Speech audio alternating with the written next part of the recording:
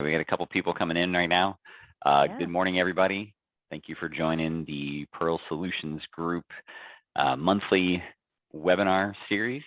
We're giving everybody a couple more minutes to get connected to the call, and we'll get things rolling. So, if you're just joining, feel free to turn your camera on, unmute yourself. We're doing interactive discussion today with Jamie from Blackpoint and me from Pearl.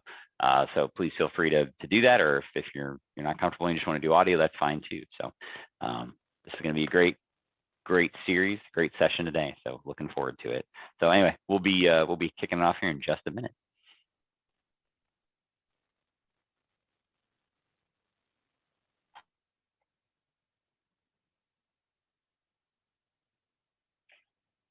Floyd, have you read over this new executive order on improving the nation's cybersecurity?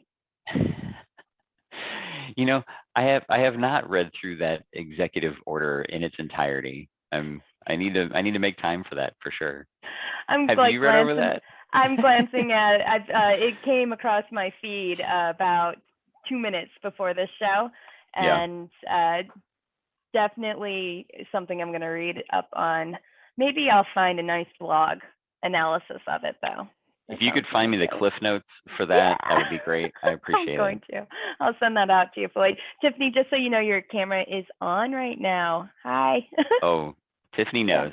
She likes Tiffany is one of my my long-term camera buddies, and when I first did, remember it was over a year ago, I got so much trouble from her and Sue-Ann over at Collaborative about not having a camera on. So I'm good now. I show up and I'm camera ready at all times whenever I know I'm meeting with Tiffany.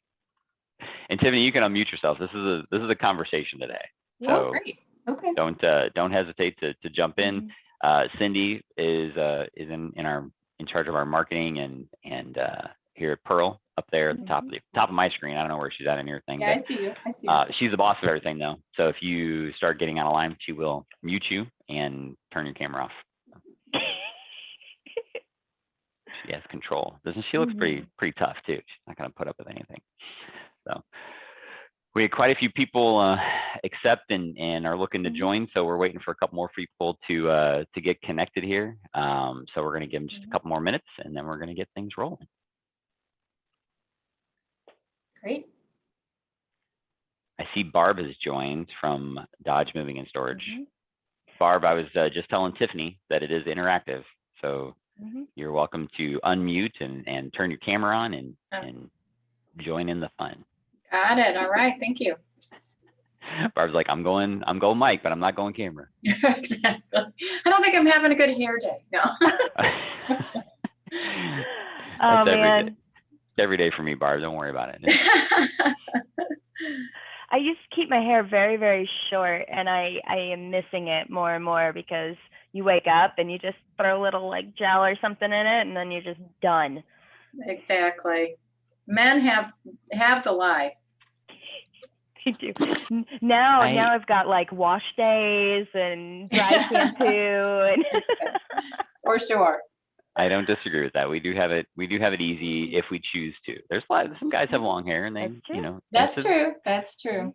I grew up with 4 sisters, so I know there's a lot to hair. Did they practice on you?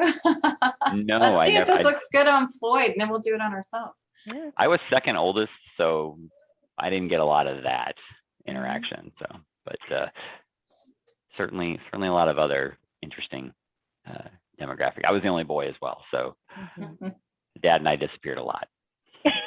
Probably smart. Yeah, we always had stuff we were working on. So, all right. So I have 10:36 on my clock.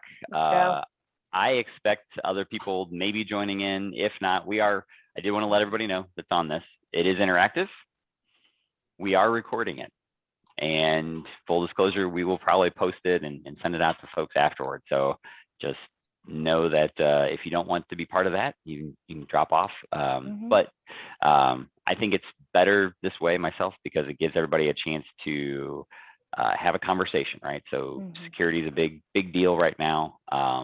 We've definitely seen a lot more going on in that realm, and that's why we put this together. This is the second in what I'm hoping to be a series that continues on. I think we've got one more next month.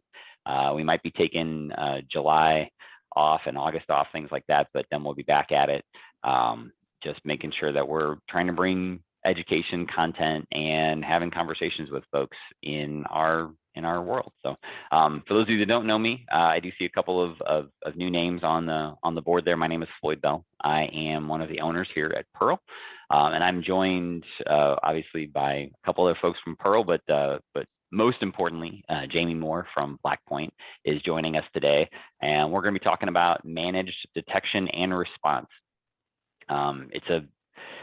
It's something you've maybe heard of, you maybe have seen little snippets of, and it may be referred to as MDR, maybe referred to as XDR, EDR, all kind of born out of technology that looks at behaviors.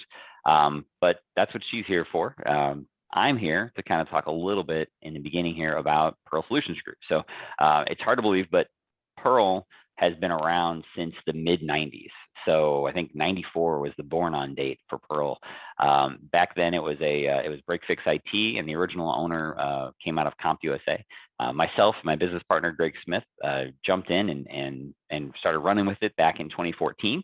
And we've got to focus on small to mid-sized companies. So I know several of you are already my clients, and I really appreciate you joining in today. For those of you that are not and are just trying to learn a little bit more about Pearl, we've got several different arms that are part of our business, but we do try to take an approach where we're building a team of folks that really love technology and really like to help organizations figure out how to take advantage of technology, make it to where it's working for you and not something that's a painful part of your day. So we've got a couple different pillars.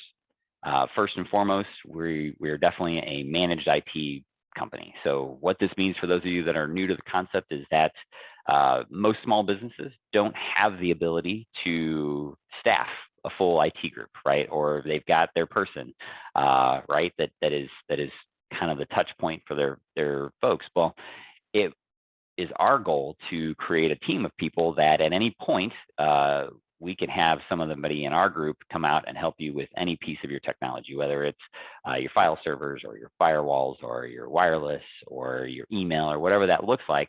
That's what my team is about in the managed IT solutions. We deploy new pieces of the puzzle using our professional services arm. So those are folks that'll come out and work on upgrades or migrations or adoptions to cloud or new technologies into your group. Mobile workforce is, if you're kind of new to that terminology, it is fire, safety, EMS, utility. All those organizations have what we call ruggedized mobile data rolling in their trucks and in the field with them. So these tough devices that can handle drops and water and dust and all those great things that are part of how they do work.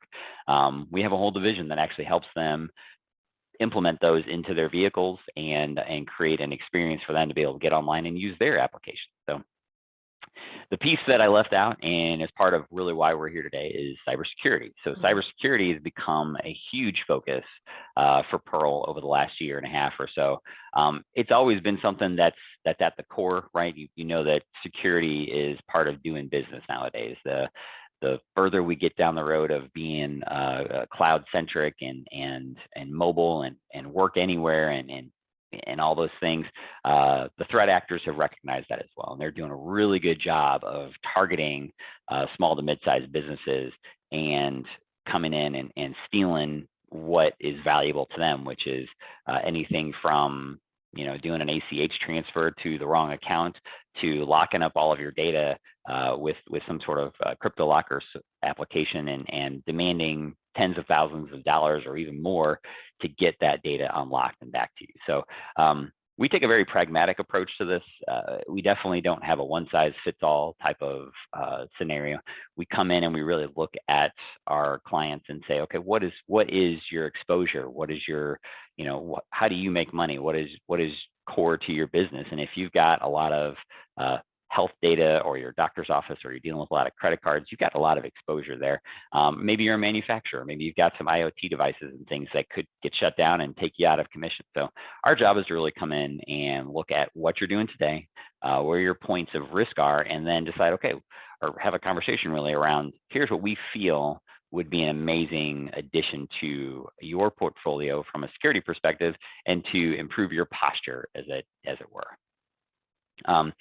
Some of the things that I wanted to kind of call out here real quick is that core to everything we do inside of our relationship with clients is focused in on some basic security pieces, and I didn't list them all here.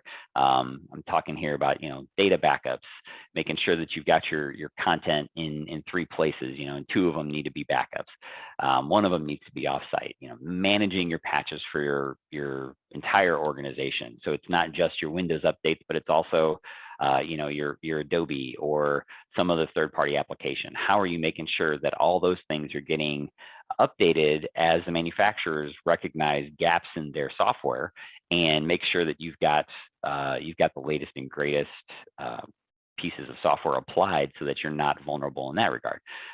Managed antivirus. So antivirus is great, but if the definitions aren't up to date, they're not really doing you any good.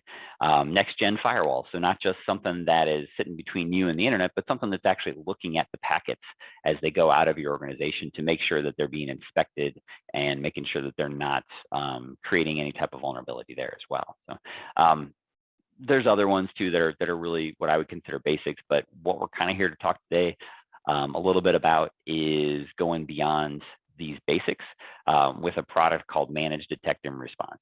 And Jamie's going to do an amazing job with detailing what that looks like.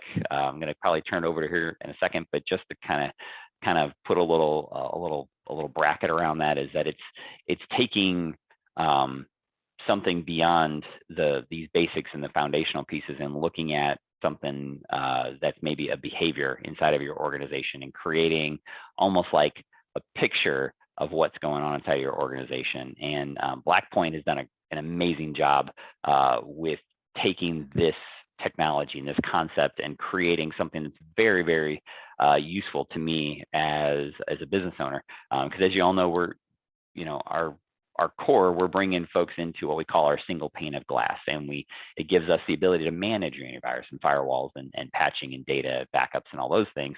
Well, Blackpoint has fit themselves seamlessly into that architecture and that solution that we've already chosen as an organization.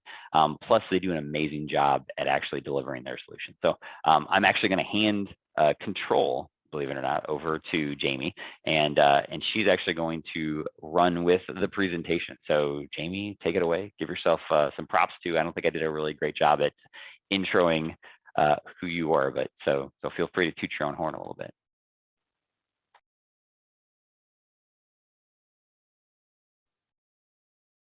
She's looking for the unmute button.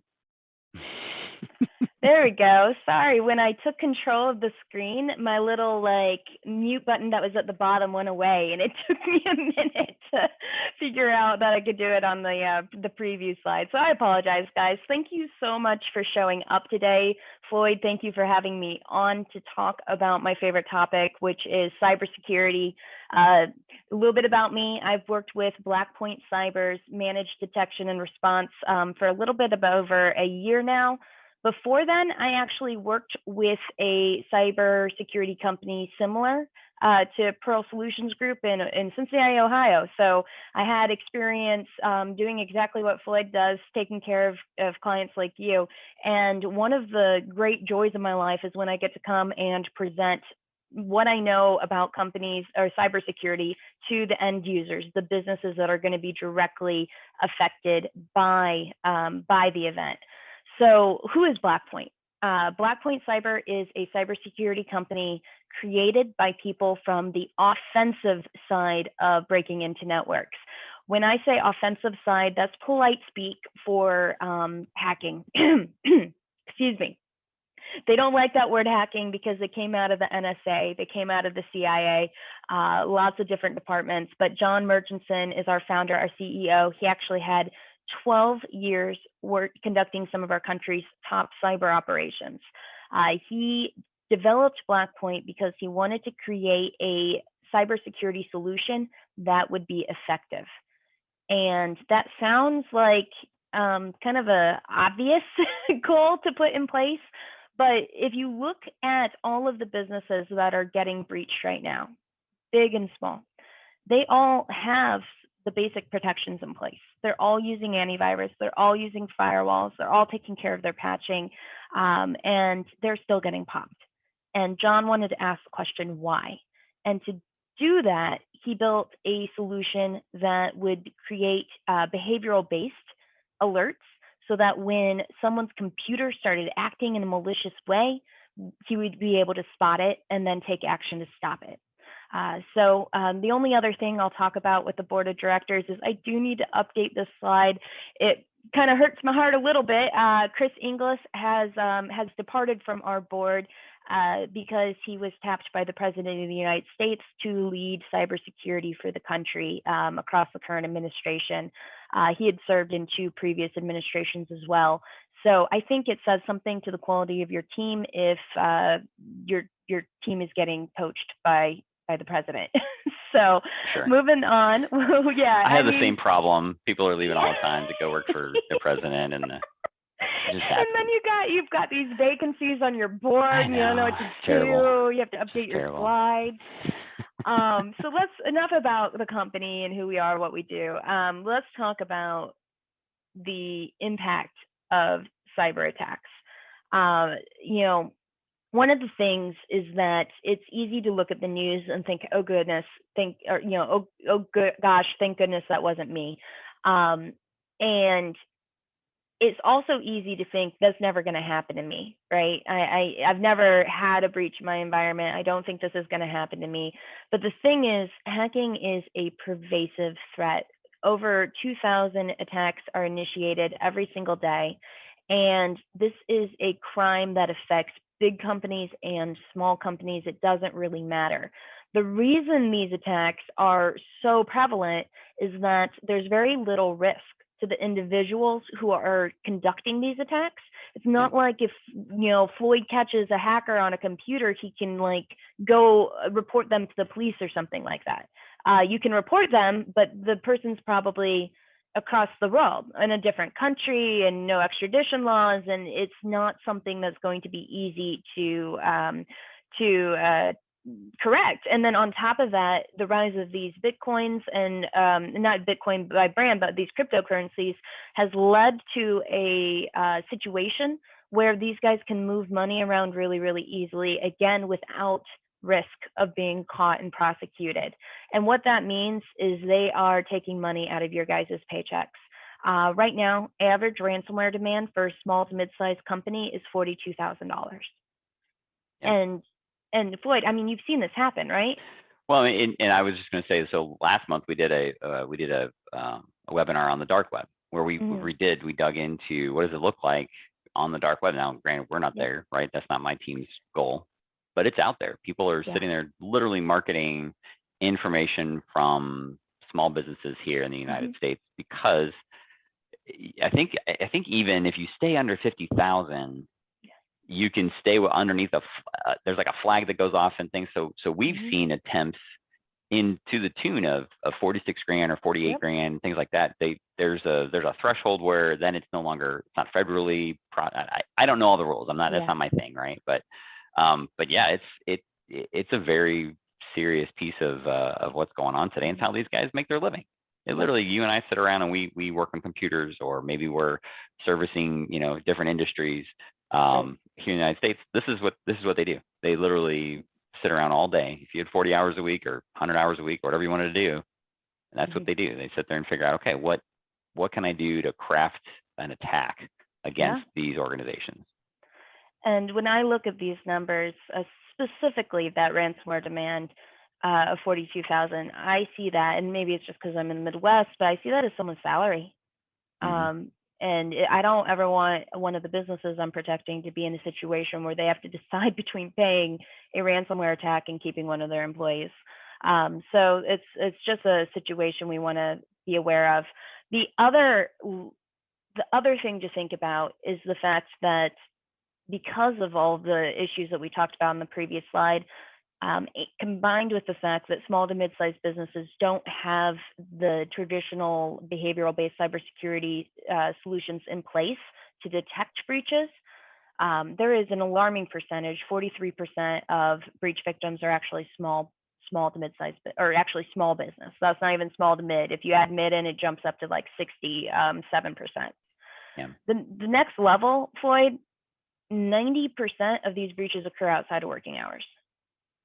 And I've seen this personally happen where, Blackpoint will get an alert at 4 a.m.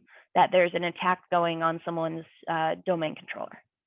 When we see that alert, we respond in real time. But if you are relying on the traditional tools, firewall, antivirus, these automated systems, unless someone happens to notice what's going on, the chances are you're going to detect that, be alerted to that when you wake up and come into the office at 8 a.m. Yep. And that's too late. Yeah, no, totally agree. I think it's safe to note too that, you think about traditional antiviruses and firewalls, they've got their rules in place. Yep. And especially antivirus, it depends on definition. And while we'll update definitions daily, Right. from our providers, it's still relying on known attacks. Whereas I think what your crew is really focusing on and done a great job at is saying, okay, well, what's unknown? What do we need to look for that maybe isn't obvious or an easy thing to block against? Absolutely.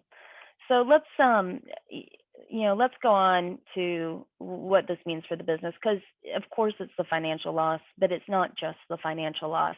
When these attacks happen, you're also exposed to just complete disruption to your operations. We saw this with the Columbia pipeline attack, that ransomware attack. This is, of course, a big news story.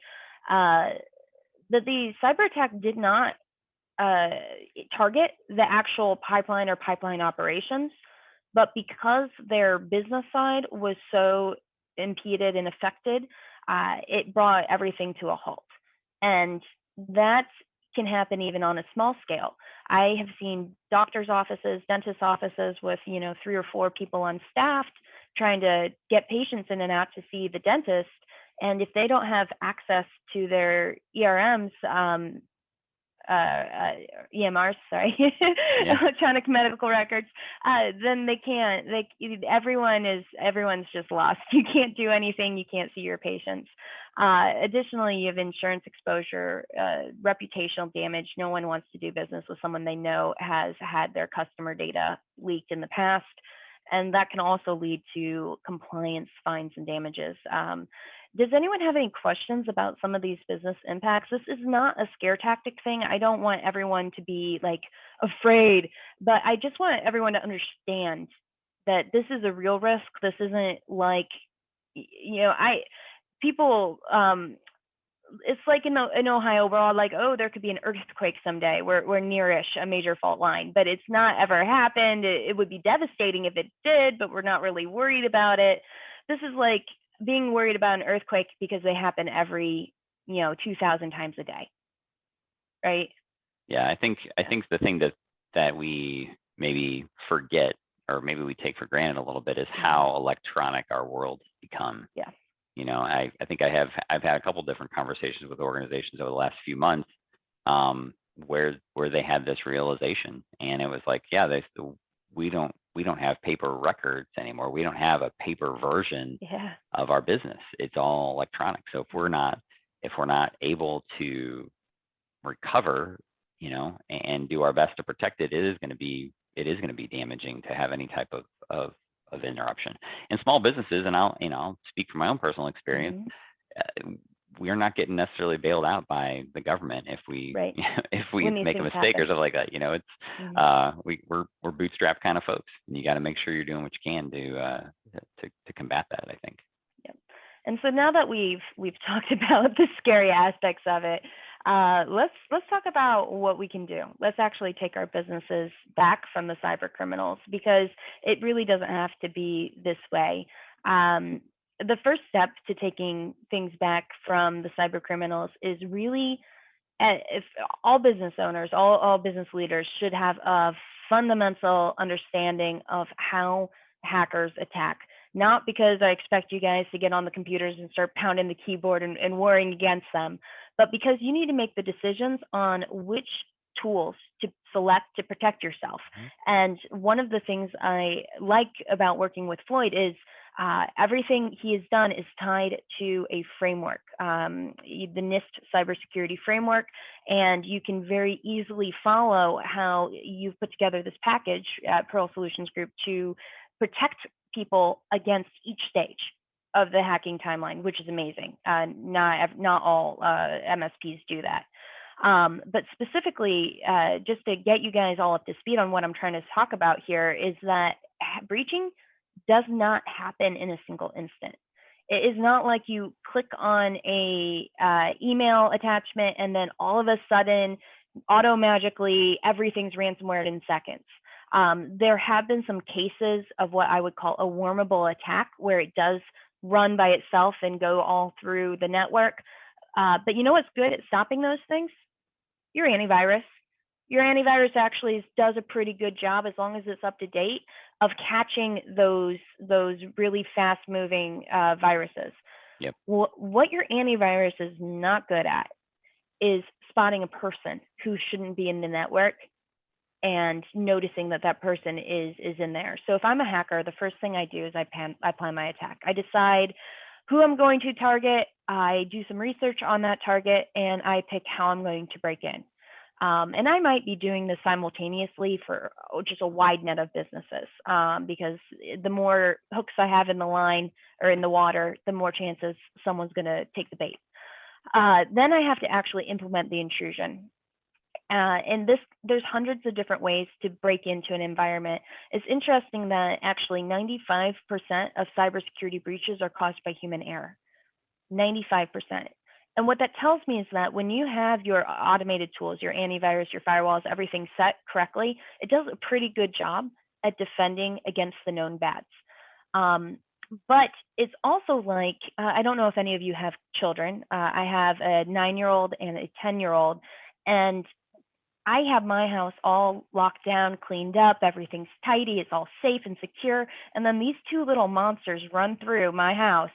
And it's just like your users trying to do their work in the day. They're opening drawers, they're leaving the door open, they forget to put the garage door down, the back gate is open, everything's just opened wide up.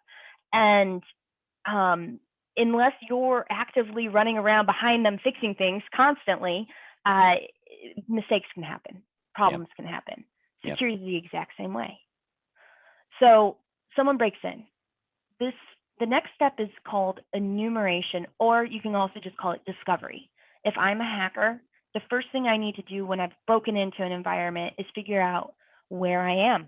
I might be, across the country at my computer trying to figure out what kind of device is this IP address, where am I in the world, where can I go, and more importantly, what kind of data do they have, and who do I need to become, aka which credentials do I need in order to get to the good stuff. Enumeration is a critical point in the hacker timeline, because at this point, all of your defenses that are designed to keep a bad actor out, they've failed, and they are powerless to stop the attack, because they can't tell the difference between someone logged into your computer as Jamie Moore or Jamie Moore herself logged into the computer. They're just, because we're just using basic Windows tools to answer these questions. The goal is not to get caught by the antivirus. What were you going to add, Floyd? Well, I was going to say we've seen this time and again where people, I'll even tell on some of my people as well. Like, people get busy. They're rolling through your day. You get all kinds of emails. You get all kinds of electronic requests for different things. And if you're just heads down trying to get your work done, and we're all, I think that's the new norm, right? Is everybody saying, I think somebody said it really well the other day. They said it was, oh, how you doing? It used to be, oh, I'm okay. Well, now it's, how you doing? Oh, I'm busy. And it's like, okay, good, you're busy. And that's like acceptable. But the reality is, when people are busy and they're just trying to work through stuff, they leave the doors open. They accidentally click a link, and follow a thread that they shouldn't, and it does open those doors. And these guys are good. They're doing what you're saying they're doing. They are trying to be invisible while learning as much as they can about your organization. So from there, they spread. And lateral spread is exactly what it sounds like. They get access to one computer in the environment, and then they move to another and to another. And rather than being this rapid fire thing that happens really quickly, this is methodical and slow. And during this time, they have the availability or the access to steal data and send it off site. We're seeing more and more ransomware attacks where the bad actors not only encrypt everything when they're completing their objective, but they also threaten to release your information either to the dark web, to the highest bidder, or to the news. And the reason they're doing that is because everyone got smart and put really good backups in place, and they still want to be able to extort you and get money. So a backup can't get your data off the dark web. So they're stealing data, they're establishing their persistence, which means setting up ways for them to get back into the network, even if one area is caught and shut down. And then they are setting up their toolkit and disabling your safeguards. So if you have tools to protect yourself, backups, if you have antivirus, they're learning how to get around it. The whole goal for them is once they hit their go button, which can be anywhere from 1 to 90 days from the initial intrusion point or more. Once they hit the go button, they want to actually complete their objective. And this hacker timeline is exactly why so many businesses who are doing everything correct are still getting breached. Does anyone have any questions about this? Cool. All right, feel free to drop in if you do. Where Blackpoint comes into play is that we watch the areas that your firewall can't watch, your antivirus can't watch, and we fill in that gap. We spot the initial intrusion, the discovery or the enumeration process, and the lateral spread. And we do it in a way that's enterprise level security, but it's made and priced for small to mid-sized business, so that everyone can have the right security in place in order to protect themselves. Yeah, I don't know if you're going to talk about this or not, Jamie, but I mentioned earlier, like our goal at Pearl, even since we first kind of started working through things years ago, we wanted to do a better job for our clients, and we originally landed on products in the SIM world, and I think it's is it SEIM? SIEM? I'm so dyslexic. I have to look it up. I mess that up every time. time. Anyway, it's an initialism that stands for something, but ultimately there was products like an Alien Vault or what was the other? There's several of them, and they did some of this, but to be able to appropriately deliver on that software, it was just a piece of software. You had to have a 24/7 security operations center. Well, it was fiscally impossible for a managed services provider to, in addition to the people they're having support the crew, to also come up with this 24/7 SOC. It was a big commitment. So I was very appreciative of these organizations that came into the market and said, hey, we've got you. We've got this product that provides that same type of managed detection and response. And on top of that, the response is the key part, right? It's not just managed detection, but it's also, hey, there's a crew here 24/7 that's responding, and they're responsible, and they know what they're doing. Yeah, absolutely. And again, John, one of his joys in life, he wants to be a SIM killer, but he wants to do away with that outdated technology because it's not effective. But at this point, what we're going to do is actually, I'm going to do a live hack, because while I love talking about our product and what we do, I want you guys to learn something today, and not just what MDR is, but basically I want you to walk away with a working knowledge of how these attacks actually happen. So if you have done things correctly, hopefully you can see my screen here with email open. Did that come up? I'm seeing some heads nod. Thank you so much. So, I can see it, but that doesn't count for anything. Tiffany's got my back. She was nodding too. I'm sure it's displaying correctly. So basically here is something that anyone can fall victim to. I've spent my career, my last 9 years of my life, training people on how to avoid cyber attacks. One day I got an email from a customer of mine, and it said, Jamie, this invoice is all wrong. I need you to fix this right now. Urgent subject line, lots of exclamation marks, lots of capital letters. And that's how she talked to me. Like that scenario had happened in the past. And so it was completely believable. I clicked it and it was not an invoice. It was a malicious attachment, and I knew better. I knew better, and I still fell for it. I had to do the walk of shame back to my engineers and ask them to clean my computer for me. But the difference is I knew what to do when it happened. Not every user knows what to do or what to look for. So this is really the goal of what I hope you guys get out of today. One way that breaches happen is that users click links in emails or open attachments in emails. These messages are highly sophisticated, and they use psychology to try to get around your normal defenses. One of the most common things is this urgent subject line. It'll be from someone you know. In this case, Peter Gibbons works with Felix Miller.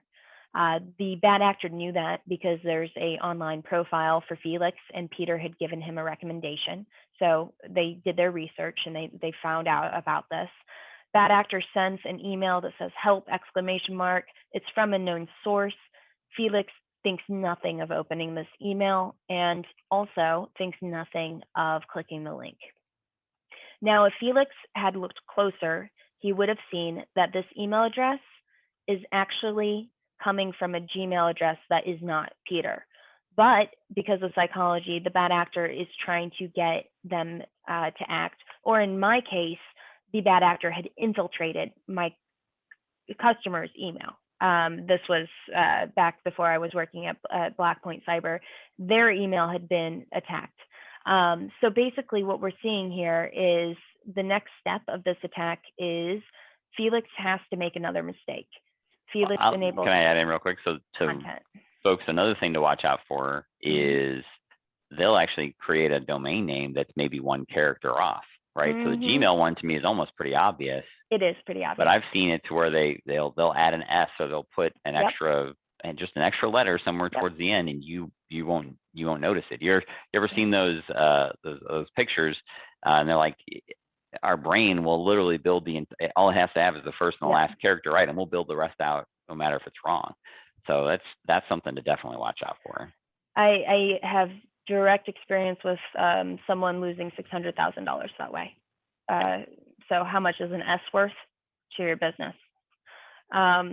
So Felix clicks the enable, and those Microsoft alerts, we all get used to clicking them, especially if it's from a trusted source. We make that decision all day, every day. So we can't even get too mad at Felix for falling for this.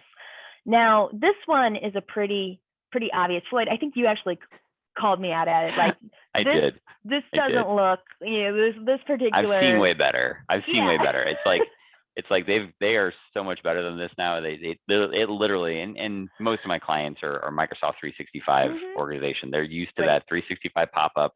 Yep. Hey, put your credentials in, and hackers have seen it too. Yes. And they absolutely make it look very convincing, and your users are used to it as well. Some of them may take a pause and they're like, why did I put my credentials in? But some are like, well, this happens every 90 days, or this happens often.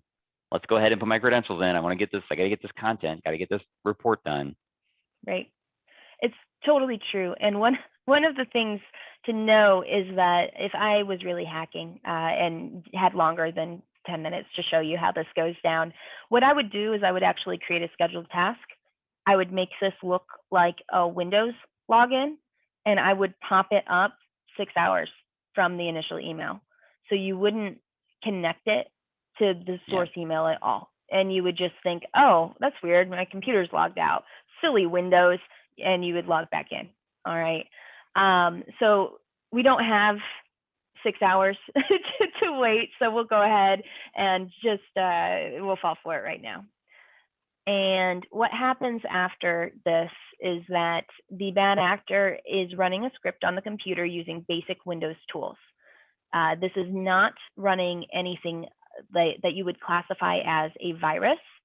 All this is doing is performing discovery or reconnaissance on the machine and it's using basic commands and command line to ask, who is this user?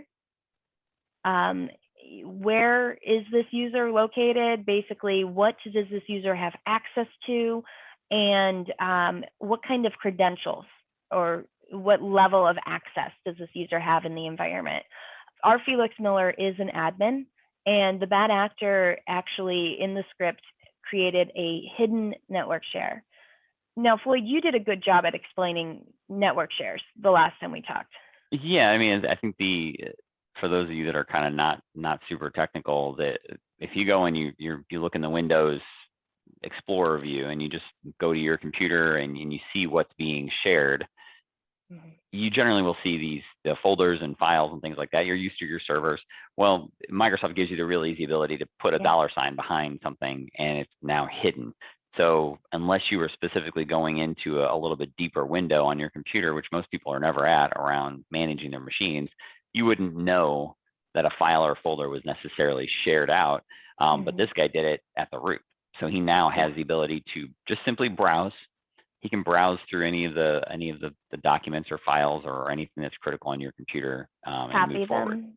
Copy them to his share. He can upload them, download, everything. So so the bad actor knows that, and since it was successful, he knows that he's an admin. He's got admin credentials. He landed on the gold mine here. We also are pulling an ARP list, which ARP tables are basically a computer keeps a address book of all of the devices that it talks to regularly, and will list those out in an ARP list. And this is an address book for the hacker of other devices he can target and explore in this environment. And then also he checks to see if remote desktop protocol, this is another way to log into a machine remotely if that is on, and he can enable it if it is not on. Finally, the very last thing is he wants to set up a scheduled task called Windows Updater. That is a tricky name for a scheduled task that is intended to hide in everything else. And what that task does is it creates persistence. It allows him to get back into the environment if he ever needs to in the future. And just like that, it's bad not actor, updating your Windows, by the way. Oh yeah, no, it's a lie. Yeah, it's a lie. It's the only update is that the bad actor can get back into the computer when they want to. For sure. So in this case, this computer is protected by antivirus. This computer has a user who now has access to an Excel spreadsheet that's totally valid. It's a real spreadsheet. He could make changes. He could send it back to Peter, or he could be like, that was weird. I'm just going to delete this and hope that I didn't do anything bad that's going to get me in trouble. And unfortunately, I've seen many, many users who fall victim to these kind of scams be afraid to share what they did. And one of my public service announcements today on behalf of Floyd is to say, if you ever click something that you think was maybe bad, the best thing you can do is just disconnect from the network, power it all the way off, and then call Floyd and his team and let them know. Because that's ideal. That said, if you're using managed detection and response, we're actually going to be lighting up like a Christmas tree in the background whenever these kind of activities happen, because we can see it. Floyd, the other thing I think you probably want to say is call before you click if you're at all concerned, right? And we do see a lot of that, right? Like folks will go and they'll shoot it. I mean, again, that's what our systems are there for, is that it's there to be a resource so that if you have questions, you can absolutely reach out to the team and just ask the question. And I know sometimes we do give folks a hard time when they send in, like, is this for real? And I 99% of the time, if you're asking if it's real, it's not, and some people just want that reassurance, and that's what we're here for. So yeah, absolutely. And Floyd, I had one where I was asking if it was real, and it was real. I got an email from another customer, and she said, I need you to wire $14,000 to my brother. And I was like, I'm not doing this. She's obviously been breached. It was real. She just sent it to the wrong Jay Moore. Like she was trying to send it to her financial manager lady, and really her brother was trying to buy like a part for his antique car or something like that. So she had first world problems. She's a really nice sister. I don't think any of my sisters would send me 14 grand for my hobbies. Yeah, I would not. So anyway, moving on. So the point of this story is that stuff happens really fast, and that hackers can't hide from Blackpoint. Since we're looking at user behavior, we would see the remote login by the bad actor. Even if it looks like it's Felix Miller, the second they take the next step and do something tricky in the behavior, that's going to light up our platform. We use this live network map in real time in order to spot it, and then we will actually take action. We'll kill malicious processes, detain compromised machines, and protect the network from any mistakes that happen. And since 95% of breaches are caused by mistakes, it's a pretty important role. And it's why I work with Blackpoint. I'm so happy to be here talking to you guys today. All of it comes back to that security framework that I was talking about earlier. And this is one of the reasons I love working with Pearl, is because they follow this. Most small to mid-sized businesses are great at identifying all of their assets. And the next thing you have to do is protect them from risks. Use next generation firewalls, use secure remote access, use multi-factor authentication, which I think we'll talk about in a minute, and use email security and antivirus. Even though it's not perfect, you definitely want to use it. Businesses are also great at backup and disaster recovery. Super, super good at it. Lots of great solutions out there that make sure you've got multiple copies of your data on-site and off-site. What we're not so great at is knowing when something goes wrong, detecting and responding to a cyber threat before it turns into a massive problem. I think about this the same way I think about fire protection in my house. I've never had a house fire, but I still have a smoke detector on each floor. And this is probably why I've never had a house fire. If I leave a pizza in the oven, if the grill is outside and it's getting too smoky and it's close to the house, that happened this weekend, the smoke detector goes off, and we can laser right into the source of the problem and correct it. Managed detection and response when it comes to cybersecurity is the same way, putting sensors in place to detect potential threats, zeroing right in on them and fixing them in real time. So talking a little bit further about what we do is basically it's a 24-hour, 24/7 team of experienced cyber experts. We do this continual threat detection paired with that response. It's not enough to just find it at 4 a.m. in the morning when the server is being attacked. We need to respond at 4 a.m. We cannot wait. And then we're going to work right alongside the other layers of security. I don't know if any of you have ever experienced putting a new security tool in place and then having it clash with something else you have in place. Like antivirus is great. You put a new one in and it kills like 9 good processes that you want to keep. We don't do that. And then on top of all of this, we are security first and foremost. We kind of hate compliance because compliance is a set of rules that have little to do with actual security, but you still need to do it, right? So we help a lot with meeting compliance objectives and allowing you to keep the auditors at bay.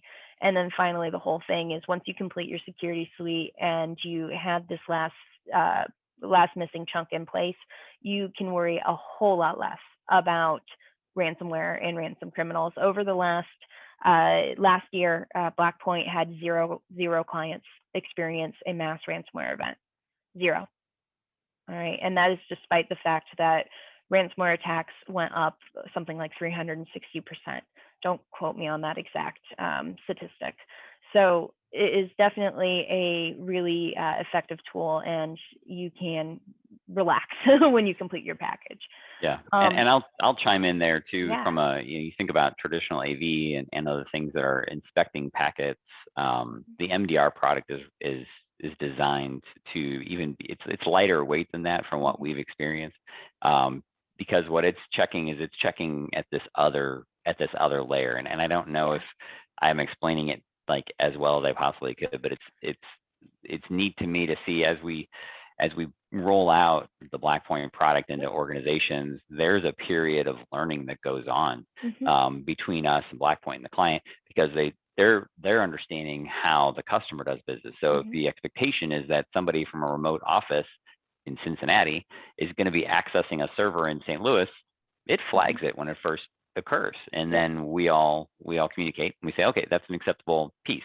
Guess what though? If somebody from Tanzania tries to get into the same server, well, no, that's not accepted. Using the same credentials. So Yeah, say they stole that. Yeah, that's a great example. Trusted person. Yeah. This person was working in, you know, hey, I'm in St. Louis today, and then all of a sudden I would happen to be in Spain and I'm accessing the same data. Well, it's unlikely that within a 3-hour time span I went from St. Louis to the other side of the ocean. So that's what this is designed to look for, is looking for, you know, all activity on your computer is logged, whether it's logged verbosely and we store it for a long time, or it's logged just instantaneously and then it goes away. Everything has a footprint that it leaves behind, including folks that are jumping in from other places that they shouldn't be. So, Jamie, do you have anything else you wanted to add? I think this flips back over to me at this point, right? It does. Let me give up control. I don't like to do that, but. So that's really the bulk of what we wanted to talk through today. I did want to, and I know we're coming up on that hour. Hopefully that had some good information that everyone was able to kind of ingest a little bit. I know it's like drinking from a fire hose sometimes when we talk about security and things that are out there. What I did want to offer to folks is that through the Blackpoint product suite, we do have the ability to provide you with a vulnerability scan of your external network. Very, very easy and non-invasive, but it does give you an opportunity to see if there's any what we call CVEs, or common vulnerability points, inside of your firewall. And then we also identify open ports. So, and if you're part of my client group, we do a really good job of locking down your firewalls to where there's not a lot of open ports, but you're going to see things like SSL that may be there, you know, VPN, things of that nature, or if you've got a website you're hosting or something, you'll see that open. And then if we want to go beyond that, Blackpoint is nice enough to provide us with the ability to do trial engagements, which is essentially almost a paid for proof of concept type product, and we can go in and actually show you how ready, you know, your environment is to defend against ransomware, and we can talk about those pieces, what we call remote privileged activity, is what we were talking about a minute ago. So that's out there. If it's something that you're interested in talking more about, just reach out to me directly, and we'll work together to figure out how we make all that happen. So everyone came in today because they had at least some interest in cybersecurity. We talked about a very targeted area of it. What questions, does anyone have questions, either spoken or typed in, do you have about cybersecurity that we didn't touch, or about MDR specifically?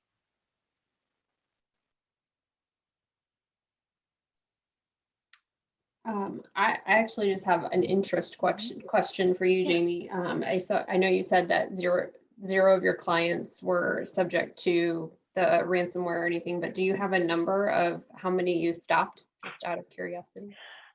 So I don't have like the specifics on, I can't share the specifics on the quantity, but we saw a 20 times a 2,000% increase in the response actions we needed to take last year over the previous reporting period. Our clients measure in the thousands of endpoints that we are protecting, you know, across many customers, many countries, many different types of industries. And so it's not a small thing. Like all 5 it wasn't, we kept all 5 safe. It was great. No, there were a number of opportunities where something could have gotten past and we defended. My favorite success story was actually a city, a municipality in New England that we protected. We were rolled out into the environment by their IT service provider and immediately saw that they were already owned.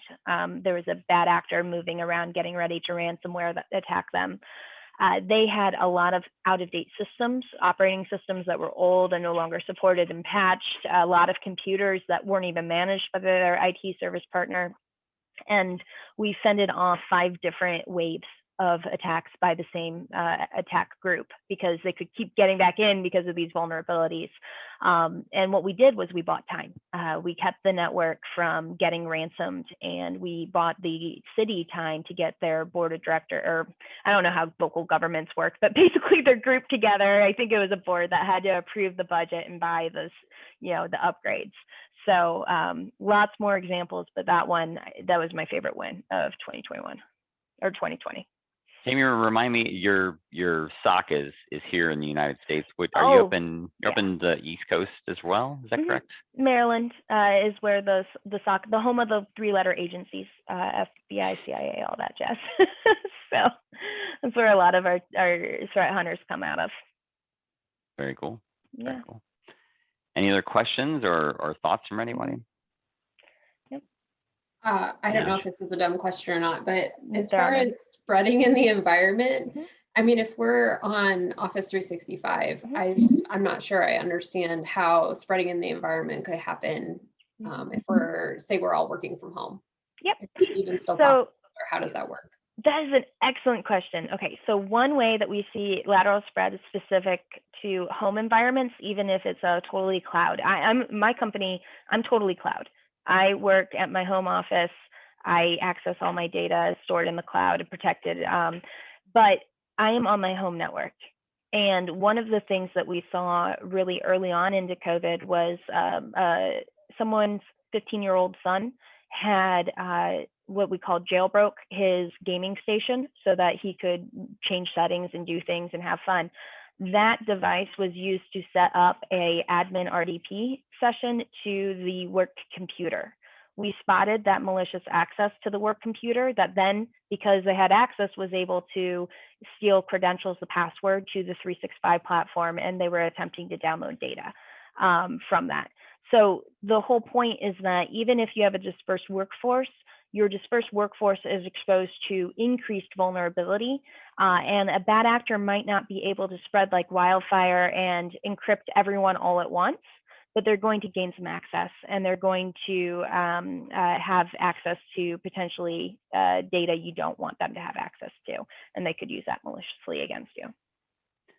Jamie, do you want to touch real quick on the 365 defense product as well, as long as Tiffany brought it up? Yeah, I'd love to. So 365 Defense is our ability to actually take threat hunting up into the cloud.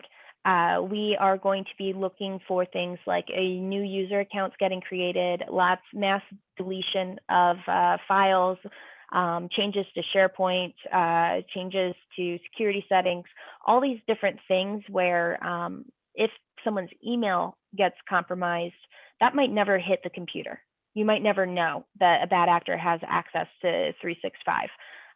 But we are able to take our threat hunting there and to get alerts and send it through our SOC and take action to protect you if there is something detected.